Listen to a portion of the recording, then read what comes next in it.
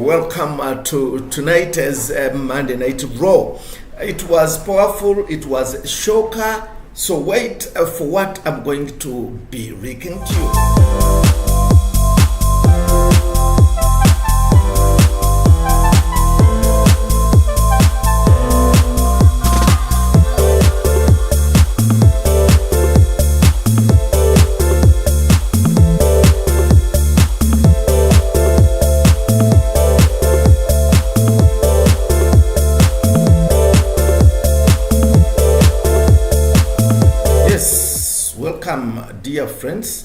Welcome, dear friends, to this recap of Monday's Night Raw. This is Trinity News Network. Please, if this is your first time here, subscribe to this channel. Going forward. So, what's going on, everybody? Welcome back to this channel, and we have to talk about WWE Raw, because this show was absolutely insane from beginning to the end. And opening it up now, it was powerful as the return of none other than Brock Lesnar. No one expected this, but it so happened. So, as we going on, not only did he return, Brock Lesnar, he completely destroyed Oba Femi with 4 F5s in one of the wildest moments of 2026 so far. Tonight, we are breaking down Brock Lesnar's shocking return, Roman Reigns versus Fatu, tribal combat becoming official, Seth Rollins surviving total chaos, Finn Balor winning a brutal street fight, Becky Lynch and Sol Ruca hitting up, Clash in Italy getting even crazier. So if you are excited, smash that like button, subscribe to the channel, and type in the chat right now. Brock is back. I'm telling you right now, WWE completely fooled everybody, and nobody expected Brock Lesnar to return on Raw. Nobody. And moments like that are exactly why wrestling is at its best, when fans don't know what's coming next. Also, let me know where everybody is watching from tonight. We got the whole wrestling community here tonight. Thank you for joining us, and let's go on.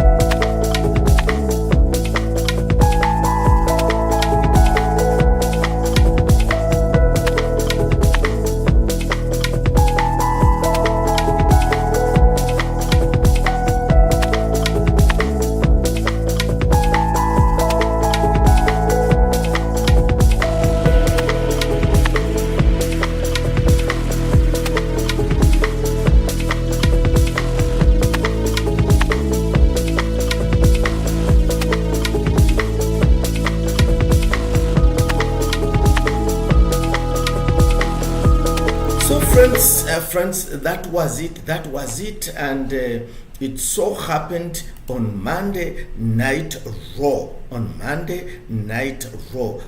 This was insane. Overall, this Raw felt way more important than recent episodes. The crowd was louder, the wrestling was better, the storylines actually moved forward, and most importantly, WWE gave us moments that is something Raw has struggled with lately, because some shows felt repetitive with rematches and filter. But tonight felt incredible, and that Brock Lesnar returned instantly changed everything. Heading into Clash in Italy and SummerSlam, the show finally felt big. That is where we are going forward. So thank you for joining us. Don't forget to subscribe if this is your first time here, and we are going to link you up to everything to the end. So stay with us as we going forward into this. The return of this gentleman. There you see. Okay.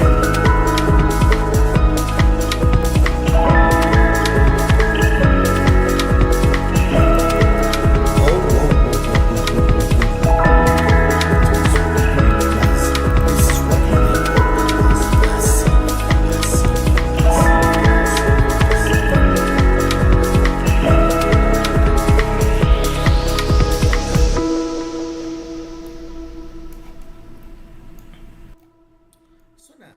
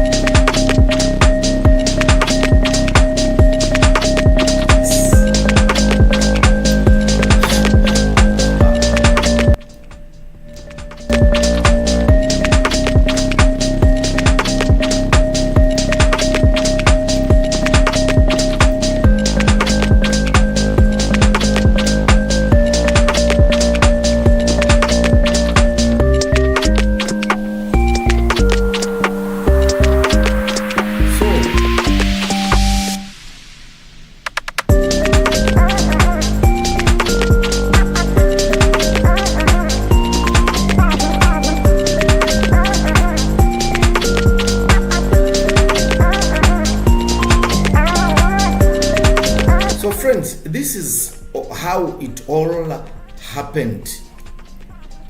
This is how it all happened. All right, chat. This is how Brock Lesnar returned. And we're expecting to have Brock Lesnar versus Oba Femi. Remember? So Oba Femi comes out for another open challenge. Now, honestly, WWE clearly didn't know that what direction to take Oba after WrestleMania, because ever since he beat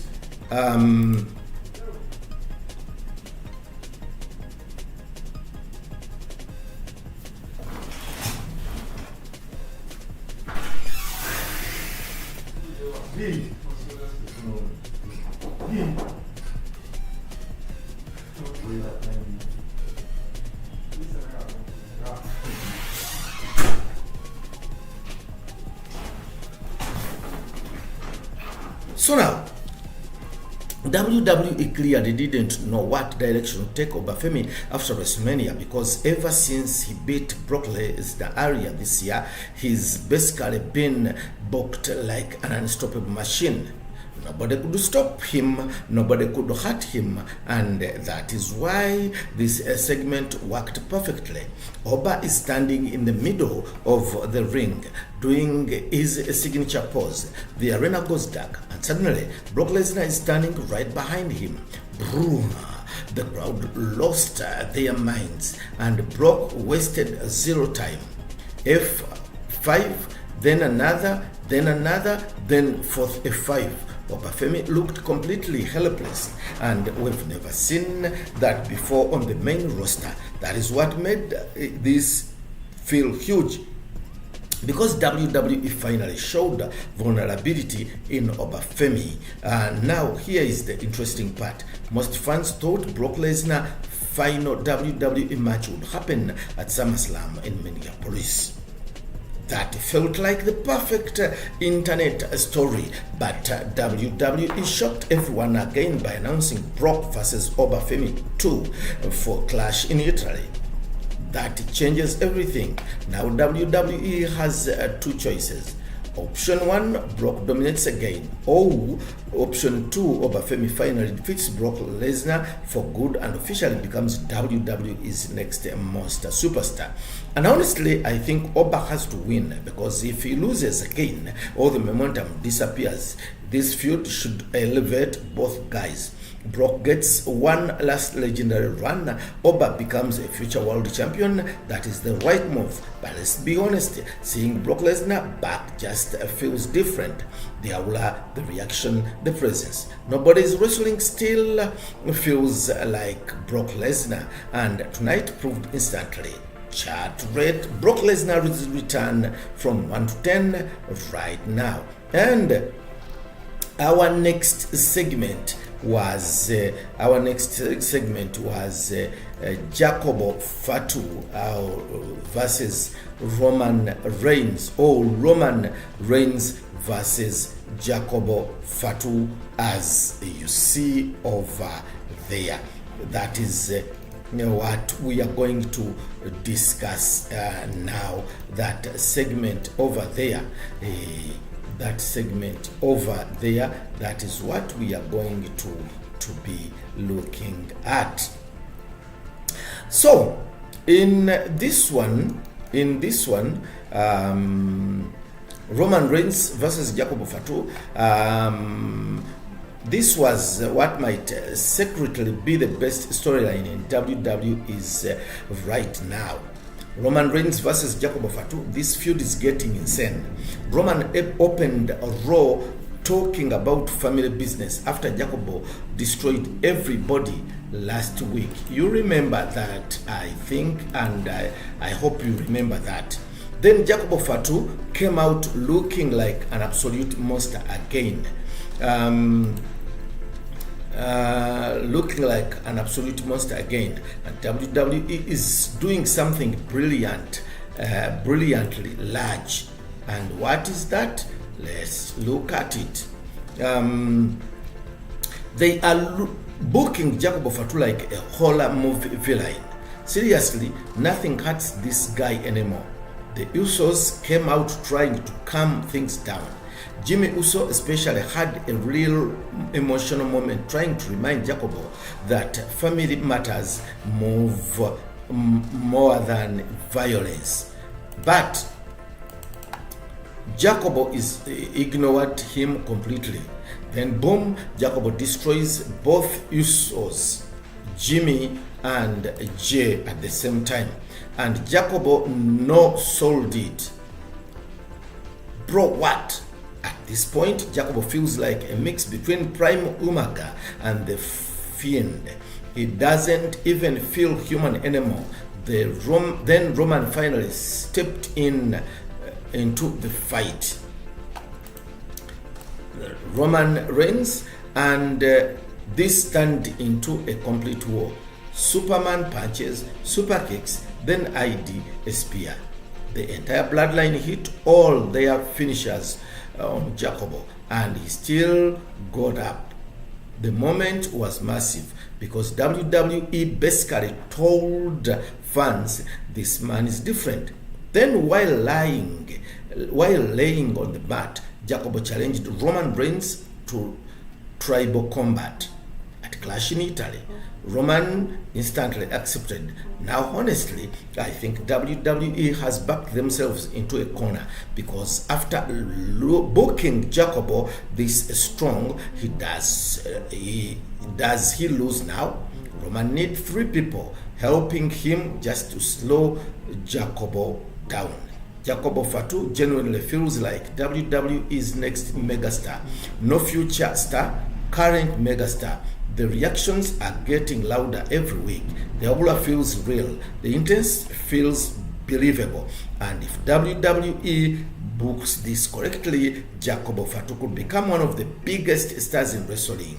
Who do you think wins a tribal combat? Roman Reigns or Jacobo Fatu?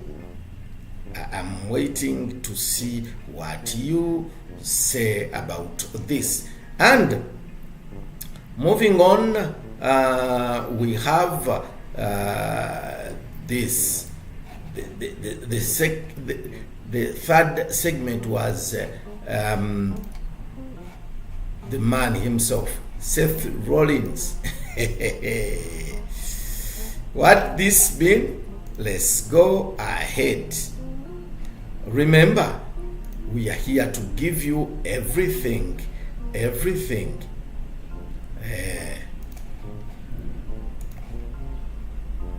So now, Seth Rollins and main event chaos.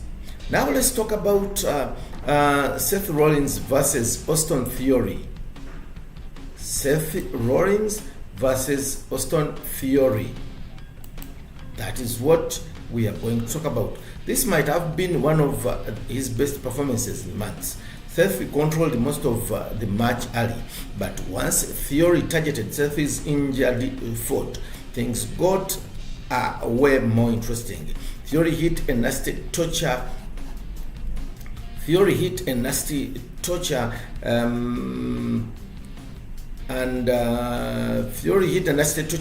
Rack bomb. He teased stealing Seth's stomp, and for a second WWE almost convinced me he might actually win both. But then Logan Paul got involved because chaos follows Seth Rollins everywhere now. Brass knuckles got introduced. The crowd went crazy, absolute madness. Eventually Seth countered everything into a pedigree for a win. But the real story happened after the match, because the version attacked Seth Rollins after the bell. Street Profits ran out, Bron Breakker ran out, everybody started flying everywhere. And then Bron Breakker speed Seth Rollins like he got launched out of cannon. Then, hello? Yesebo katika nchiwerezeyo.